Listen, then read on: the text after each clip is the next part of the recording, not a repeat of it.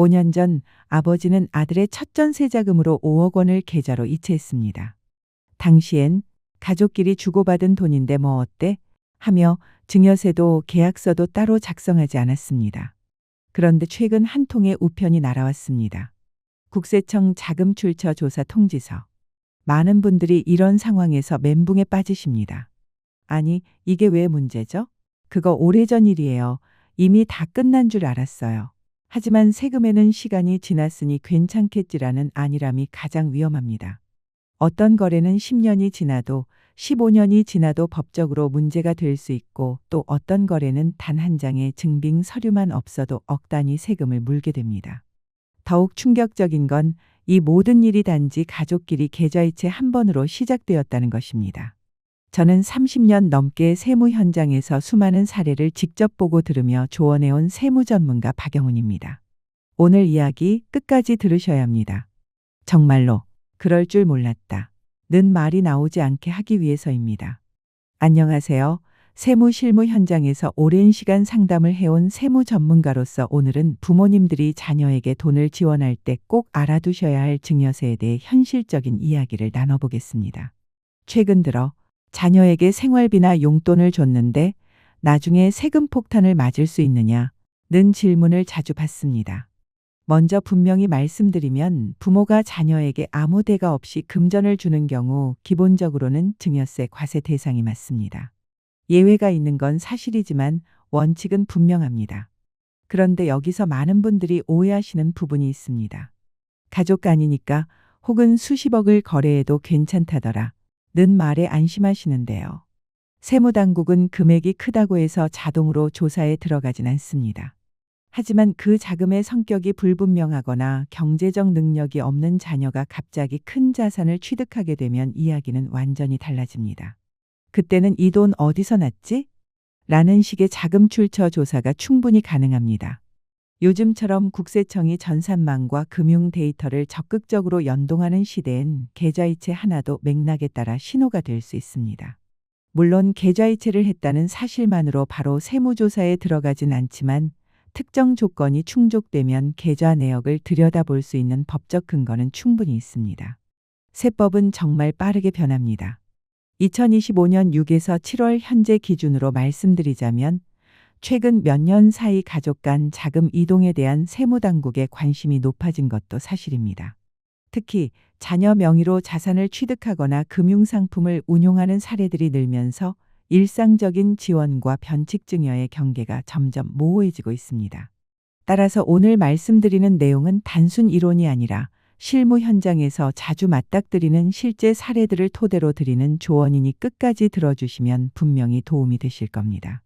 상담을 하다 보면 부모님들이 제일 많이 물어보시는 부분이 바로 생활비나 용돈을 자녀에게 어느 정도까지 줘도 되는가 하는 겁니다. 겉으로 보기엔 단순한 질문 같지만 실제로는 굉장히 민감한 세법 이슈로 이어질 수 있습니다. 용돈이나 생활비는 얼핏 보면 가족끼리 주고받는 당연한 지원처럼 느껴지죠. 맞습니다. 자녀가 경제적으로 아직 독립하지 못했을 때 부모로서 도와주는 건 자연스러운 일입니다. 그런데 이 도움이 어느 순간 과세 대상 증여로 변할 수 있다는 사실 알고 계셨나요? 생각해 보세요. 어떤 분은 재산이 10억 정도고 어떤 분은 100억 또 어떤 분은 1000억 이상인 경우도 있죠. 그러니 각자의 경제적 여건에 따라 자녀에게 줄 수 있는 생활비나 용돈의 범위가 다를 수밖에 없습니다. 이건 세무당국도 인정하는 부분입니다. 하지만 문제는 그 범위를 넘어설 때입니다. 예를 들어 자녀가 한 달에 500만 원 정도만 생활비로 쓰는데 부모가 2천만 원씩 지속적으로 보내준다고 생각해 봅시다. 겉으로는 생활비 명목이라지만 남은 1,500만 원이 계속 쌓여 자산 취득에 쓰이게 된다면 그건 더 이상 생활비가 아닙니다. 편법 증여로 분류되어 증여세 과세 대상이 되는 겁니다. 정리하자면 생활비나 용돈이라고 하더라도 첫째, 실제로 목적대로 전부 다 사용되어야 하고 둘째, 남은 돈으로 자산을 사게 되면 문제가 된다는 점을 꼭 기억하셔야 합니다. 실제로도 자녀가 이 돈으로 주식계좌를 만들거나 청약통장을 넣거나 적금을 붓기 시작하면 세무당국 입장에선 용돈 아닌데 라는 판단을 할 수 있습니다. 괜히 나중에 나는 그저 도와준 것뿐인데 라고 억울해하지 마시고 지금부터라도 지원 목적과 금액에 대해 명확히 정리하고 기록을 남겨두시는 걸 추천드립니다. 생활비나 용돈, 교육비 등을 자녀에게 지원할 때 또 하나 중요한 기준이 있습니다. 바로 받는 사람의 경제적 능력 여부입니다. 쉽게 말해서 자녀가 이미 경제적으로 자립한 상태라면 부모가 계속해서 금전적인 지원을 해주는 건 더 이상 부양이 아니라 증여로 보일 수 있다는 이야기입니다. 예를 들어볼까요? 요즘 대기업에 다니면서 연봉 1억 5천만 원 이상 받는 청년들도 많습니다. 그런데 이런 자녀에게 매달 300만 원, 500만 원씩 생활비를 보내주면 국세청은 이렇게 생각할 겁니다. 이미 자립한 성인인데 이건 생활비가 아니라 자산 이전 아닌가요? 반대로 자녀가 아직 소득이 없거나 학생이라서 부모가 지원해 주는 경우라면 사회통념상 충분히 용납됩니다. 또 어떤 경우엔 부모님이 경제적으로 여유가 없어서 손주 교육비를 조부모님이 대신 내주기도 하시죠. 이럴 땐 손주가 아직 미성년자이고 부모가 능력이 없는 게 확인되면 조부모의 교육비 지원은 증여로 보지 않습니다. 다만 여기서도 주의할 점은 손주가 경제적으로 자립했거나 부모가 충분한 소득이 있는데도 불구하고 조부모가 유학비 등 큰돈을 대신 보내주는 건 사실상 손자에게 직접 증여한 것으로 판단됩니다. 결국 중요한 건 지원하는 이유와 자녀의 상황이 사회에서 일반적으로 수용 가능한 수준인지, 즉 사회통념상 인정되는 범위 아닌지가 핵심입니다. 사회통념이라는 건 어렵게 생각하지 마세요. 나도 그렇게 하고 우리 주변 사람들도 그렇게 하는 말 그대로 상식선에서 통용되는 범위라는 뜻입니다. 중학생 자녀에게 매달 30만 원에서 50만 원 정도의 용돈은 괜찮지만 1,000만 원씩 주기 시작하면 아무리 가족이라도 국세청 입장에선 이건 좀 이상한데 하고 들여다볼 수 있습니다. 요약하자면 생활비나 교육비 등을 줄 때는 실제 필요한 범위 안에서 상대방이 자립하지 않은 상태에서 사회적으로도 납득 가능한 수준에서 지원해야 나중에 증여세 문제로 이어지지 않습니다. 물론 실제로 부모님이 자녀에게 소액의 용돈이나 학자금을 주고 증여세 폭탄을 맞는 일은 흔치 않습니다. 하지만 요즘처럼 모든 거래가 계좌 이체로 남고 AI 분석 시스템이 깔려있는 시대에선 혹시라도라는 일이 생길 수 있으니 조금 더 주의하시는 게 좋습니다. 이제 질문이 부부간 거래로 넘어가는데요. 이 부분도 생각보다 헷갈려 하시는 분들이 많습니다. 그럼 부부끼리는 어떻게 해야 할까요? 이제 많은 분들이 궁금해하시는 부부간의 자금 이동에 대해 말씀드리겠습니다. 보통 남편이 월급을 받아서 아내 통장으로 이체하는 경우가 많죠. 그리고 아내가 그 돈으로 자녀의 학자금, 생활비, 각종 가사비용을 관리하는 경우도 흔합니다. 이때 많은 분들이 이거 증여로 보나요? 하고 물으시는데요. 결론부터 말씀드리자면 일상적인 부부간 생활비 공유는 증여로 보지 않습니다. 왜냐하면 부부는 법적으로도 사실상 하나의 경제 공동체로 간주되기 때문입니다. 수입과 지출, 저축과 부채까지 함께 관리하고 함께 소비하는 구조죠. 이런 구조 안에서 이루어지는 생활비, 자녀 교육비, 병원비, 경조사비 등은 누가 지출하든 상관없이 공동 자금으로 간주되며 이는 증여로 보기 어렵습니다. 그런데 문제는 이런 공동 지출이 아닌 자산 형성으로 이어질 경우입니다. 예를 들어볼까요? 남편이 매달 2천만 원씩 아내에게 이체했고 실제 생활비로는 1,000만 원 정도만 썼다고 가정합시다. 그러면 매달 1천만 원이 남겠죠. 이렇게 남은 돈을 아내가 5년 동안 모아서 아파트를 한 채 샀는데 그 아파트 명의가 아내 단독 명의라면 어떻게 될까요? 이 경우엔 국세청이 이렇게 판단할 수 있습니다. 남편의 소득으로 형성된 자금으로 아내 명의의 자산이 생겼다? 그럼 이건 증여 아니냐? 즉 생활비로 쓰였다면 문제가 없지만 모아서 자산을 취득하고 그것이 단독 명의가 되면 증여로 간주될 수 있는 것입니다. 반대로 그 아파트를 남편 명의로 샀다면 증여 문제는 생기지 않겠죠. 원천 자금 제공자가 남편이니까요. 이처럼 부부 사이라도 금전 흐름이 단순 소비를 넘어 자산 형성으로 이어질 땐 반드시 명의를 신중히 결정하셔야 합니다. 괜히 가족끼리인데 뭐 어때 하다가 뜻밖의 증여세 과세를 맞을 수 있습니다. 그러니 정리하자면 생활비나 일상비용은 아무 문제 없음. 하지만 자산을 사는데 사용될 땐 증여로 오해받을 수 있음. 특히 명의 설정에 따라 과세 여부가 달라질 수 있음. 이 세 가지를 꼭 기억해 두셔야 합니다. 요즘 많이들 걱정하시는 질문 중 하나가 바로 이겁니다. 1천만 원 이상 계좌이체하면 국세청에 바로 걸리나요?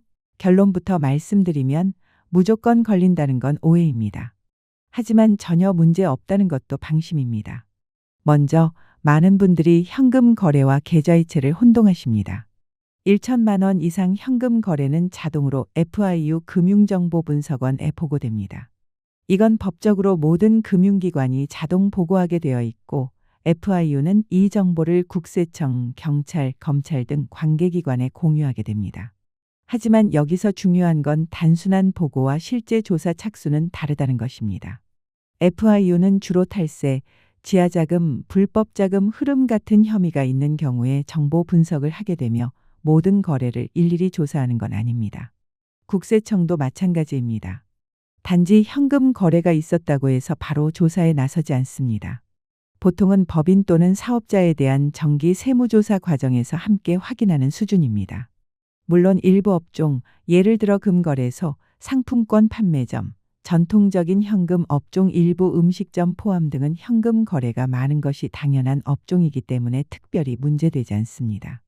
하지만 반대로 현금 거래가 흔하지 않아야 할 업종이나 개인이 자꾸 큰 금액을 현금으로 입출금하거나 정기적으로 300만 원, 500만 원씩 입금이 되면 이건 다른 시각으로 보일 수 있습니다. 예컨대 추어탕집 같은 곳도 요즘 대부분 카드 결제를 사용하는데 특정 가게에서 현금이 이상하게 자주 입금된다면 탈세 의심을 받을 여지가 생깁니다. 개인 거래는 실제로 조사로 이어지는 경우가 많지 않지만 이건 어디까지나 정상적인 소득 흐름이 있을 경우입니다. 반대로 자산이나 소비 수준이 지나치게 높거나 신고 소득보다 입금액이 많은 경우엔 언제든지 자금 출처 조사가 가능하다는 점을 잊지 마셔야 합니다. 요약하자면 1천만 원 이상 계좌이체가 바로 조사로 이어지진 않지만 현금 거래는 여전히 민감한 항목이고 정상적인 소득과 용도라면 크게 걱정할 필요 없지만 특이한 패턴이 반복되면 충분히 주목받을 수 있다는 점은 꼭 기억해 두셔야겠습니다. 앞서 계좌이체에 대해 많은 분들이 오해하고 계신다고 말씀드렸는데요. 이번에는 국세청이 언제 어떤 경우에 계좌를 실제로 열람할 수 있는지에 대해 설명드리겠습니다. 일반적으로 계좌이체를 했다고 해서 바로 세무조사로 이어지는 일은 절대 없습니다. 국세청이라고 해서 개인의 금융정보를 함부로 들여다볼 수 있는 건 아닙니다. 엄격한 개인정보 보호 규정이 적용되며 계좌를 열람하려면 반드시 공식적인 세무조사 절차와 상급기관의 승인을 거쳐야만 가능합니다. 그럼 어떤 경우에 실제 계좌를 들여다보게 될까요? 크게 세 가지 경우가 있습니다. 첫째는 사업자 세무조사입니다. 개인 사업자든 법인이든 사업자가 국세청의 조사 대상이 되었을 때 그 수입과 지출 내역을 확인하기 위해 계좌를 열어볼 수 있습니다. 둘째는 개인 자금 출처 조사입니다. 이건 주로 개인이 부동산을 취득했거나 최근 몇 년간 자산 증가 속도가 소득보다 지나치게 빠른 경우에 발생합니다. 예를 들어 소득은 1년에 5천만 원인데 갑자기 수억 원짜리 아파트를 샀다. 이런 경우에는 자금이 어디서 나왔는지를 조사할 수 있습니다. 셋째는 상속세 세무조사입니다. 고령의 부모님이 돌아가신 후 상속세 신고가 들어가게 되면 최대 10년까지 고인의 계좌를 추적할 수 있습니다. 이 과정에서 생전의 자금 흐름, 자녀나 손자에게 미리 증여된 내역 등을 확인하기 위해 계좌를 열람하는 겁니다. 이 세 가지 경우를 제외하고는 일반 개인의 계좌를 국세청이 들여다보는 일은 거의 없습니다. 그러니 나도 세무조사 받는 거 아니야? 하고 불안해하실 필요는 없습니다. 다만 여기서 중요한 건 이겁니다. 세무조사는 누구나 받는 것은 아니지만 절대 남의 일만도 아니라는 것입니다. 특히 최근에는 고액 아파트, 해외 투자, 가상자산 등으로 인해 실제 소득과 소비 수준이 맞지 않는 사람들에 대한 조사가 강화되고 있는 추세입니다. 그리고 한 가지 더 팁을 드리자면 계좌이체를 하실 땐 가능하면 이체 내역에 간단한 메모를 남겨두시는 습관을 들이시면 좋습니다. 예, 학자금 지원, 생활비 송금, 대여금 상환 등 이런 기록이 나중에 혹시 모를 조사나 소명 절차에서 정당성을 입증하는 중요한 증거가 될 수 있습니다. 우리가 가족 간에 돈을 주고받을 일이 참 많습니다. 그런데 이게 자칫 증여로 오해받게 되면 불필요한 세무조사로 이어질 수 있습니다. 그래서 오늘은 가족 간거래 시 꼭 기억해야 할 몇 가지 원칙을 말씀드리겠습니다. 첫째, 부모님에게서 돈을 받았거나 부모님께 돈을 드렸다면 이게 빌린 돈인지 갚은 돈인지 그냥 받은 건지 명확히 구분해 두셔야 합니다. 가장 좋은 방법은 간단하게라도 차용증 금전소비 대차계약서를 써두는 것입니다. 굳이 가족끼리 그런 걸 하시는 분들 계시지만 나중에 불필요한 오해를 막고 세무조사 시 입증 자료로 활용할 수 있는 아주 중요한 도구입니다.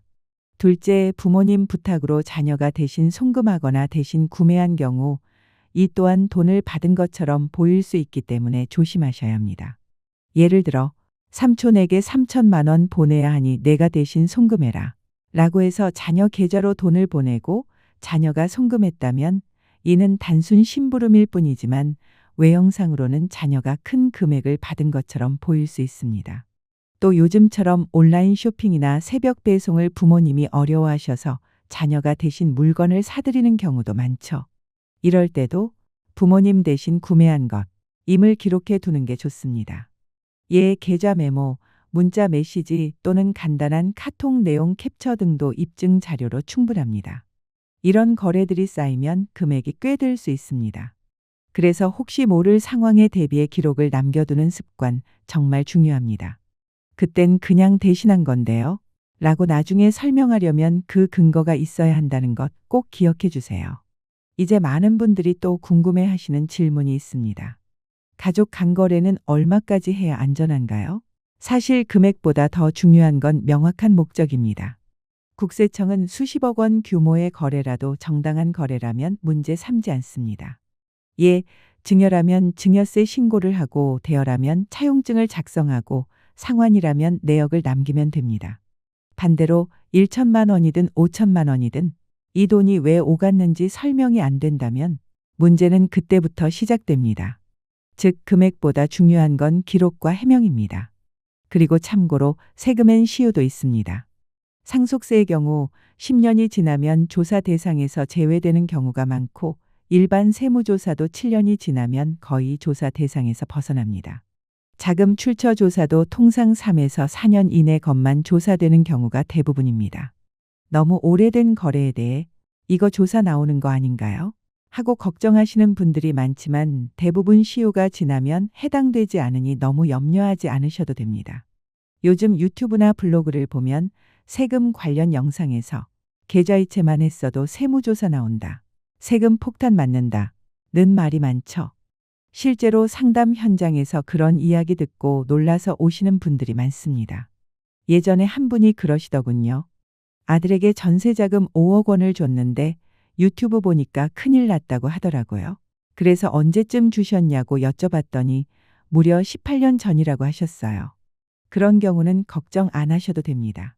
증여세는 신고했으면 10년, 신고를 안 했더라도 15년이 지나면 시효가 완성되어 더 이상 부과할 수 없습니다. 상속세도 마찬가지입니다. 상속 개시일 기준으로 10년 이전 거래는 통상 조사하지 않습니다. 어떤 분들은 그래도 그때 계좌로 보낸 기록이 있으니 나중에라도 걸리면 어떡하죠? 하고 불안해하시는데요. 세금도 형사법과 마찬가지로 시효라는 보호 장치가 있습니다. 정리하자면 세금은 기록이 있다고 무조건 조사하는 것이 아니라 기간 내에 발생한 것만 조사 대상이 될 수 있다는 점 꼭 기억해 주세요. 그리고 요즘 특히 많이 질문받는 게 바로 이겁니다. 자녀 명의로 주식이나 적금 들어주는 것도 증여세 대상인가요? 결론부터 말씀드리면 맞습니다.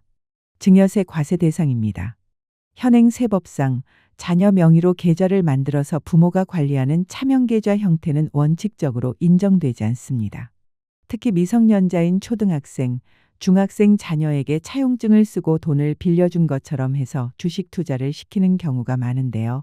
이건 세무당국 입장에서 봤을 때 실질적으로 자녀가 투자했다고 보기 어렵습니다. 왜냐하면 변제 능력이 없는 자녀에게 차용증을 쓴다는 것 자체가 말이 안 되기 때문입니다.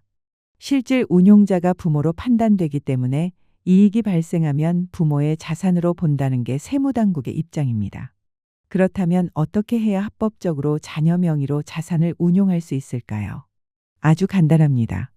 먼저 자녀에게 증여를 하고 증여세 신고를 마친 뒤 자녀 명의 계좌로 돈을 이체한 후에 그 계좌로 투자하시면 됩니다. 예를 들어 ETF, 해외 주식, 코인 등 어떤 자산이든 사전에 정당하게 증여만 하셨다면 그 이후에 발생한 수익은 전부 자녀의 것으로 인정됩니다. 이건 세법상으로도 완전히 허용되는 합법적인 방식입니다. 반면 증여 없이 자녀 명의로만 형식적으로 투자하고 실질 운용은 부모가 했다면 그건 변칙증여로 간주되어 세금 폭탄을 맞을 수 있습니다. 절대 가볍게 생각하지 마시고 사전에 신고하고 정리한 후 투자하는 것, 이게 현명한 방법입니다. 자녀 명의로 주식이나 코인을 투자하실 때 가장 중요한 건 사전 증여를 했는가? 입니다. 단순히 자녀 통장을 만들어 놓고 부모님이 돈을 넣고 주식을 사고 코인을 산다면 아무리 자녀 명의라도 세법상으로는 부모 자산으로 간주될 수 있습니다. 예를 들어 볼게요. 자녀에게 차용증을 써서 돈을 빌려준 형식으로 투자를 하는 경우도 많죠. 하지만 자녀가 미성년자거나 실질적인 경제 능력과 변제 능력이 없다면 국세청은 이건 빌려준 게 아니라 준 거다 라고 판단하게 됩니다. 특히 미성년 자녀 명의로 투자하고 수익이 발생했다 해도 그 수익이 정당한 사전 증여 절차 없이 이루어진 것이라면 모두 증여세 과세 대상이 될 수 있습니다. 결국 투자 수익을 자녀에게 귀속시키고 싶으시다면 반드시 증여세 신고, 자녀 명의 계좌 이체 이후 투자라는 절차를 지켜야 합니다. 예를 들어 ETF, 해외 주식, 비트코인 같은 자산을 자녀가 소유하게 하고 싶으시다면 사전에 증여를 명확히 해두시면 이후 발생하는 가치 증가분은 자녀에게 귀속되며 과세 문제도 없습니다. 이건 대신 투자해 주는 것으로 허용되지만 차명 계좌를 빌려서 운용하는 것과는 법적 의미가 완전히 다릅니다. 그리고 성년 자녀의 경우엔 경제적으로 독립되어 있다면 실제 돈을 빌려서 직접 투자하는 방식은 가능하지만 미성년자는 절대 그렇게 해서는 안 됩니다. 세법상 인정받지 못하고 불법 증여로 판단받을 위험이 큽니다. 한마디로 요약하자면 자녀 명의로 뭔가를 하실 거라면 꼭 사전에 증여 신고부터 하시고 시작하셔야 한다는 겁니다. 그렇지 않으면 나중에 증여세와 가산세로 예상 못한 큰 세금 부담을 떠안게 될 수도 있습니다. 이제 마지막으로 많이 물어보시는 질문 하나 더 말씀드릴게요. 현금이 아니라 선물을 줘도 증여세 대상이 되나요? 이 질문에 대한 답도 그럴 수 있다입니다. 핵심은 사회통념에 비춰봤을 때 상식적인 수준이냐는 겁니다. 예를 들어 고등학교 졸업 선물로 노트북을 사주거나 대학교 졸업 선물로 컴퓨터를 사주는 건 사회적으로 통상적인 수준입니다. 하지만 대학교 졸업했다고 5천만 원짜리 자동차를 사주거나 자격증 합격했다고 1억 원짜리 미술작품을 사주는 건 단순 선물이라 보기 어렵고 자산 이전으로 볼 수밖에 없습니다. 결혼 때 혼수로 가전제품을 사주는 건 괜찮지만 억 단위의 고가 가전제품이나 차량, 귀금속을 사주는 건 일반적인 수준을 넘어서는 것이기 때문에 변칙증여로 간주될 수 있습니다. 여기서 중요한 건 주는 사람 기준이 아니라 사회가 일반적으로 받아들이는 기준, 즉 사회통념입니다. 300, 500만 원 정도의 선물은 괜찮을 수 있지만 1억 원짜리 그림을 사줘서 거실에 장식해줬다면 그건 선물이라 보기 어렵습니다. 결론적으로 선물도 금액과 종류에 따라 증여세 대상이 될 수 있으니 선물이라 하더라도 크기가 크고 자산성이 있다면 반드시 조심하셔야 합니다. 지금 이 이야기가 여러분께 도움이 되었다면 좋아요와 구독으로 채널을 응원해 주세요. 이 콘텐츠는 더 많은 분들이 꼭 알아야 할 복지 정보와 실제 사례를 전하기 위해 제작되었습니다. 여러분의 구독과 좋아요는 정확한 정보가 필요한 분들께 전달되는 데 큰 힘이 됩니다. 앞으로도 신뢰할 수 있는 정보로 찾아뵙겠습니다. 시청해 주셔서 감사합니다.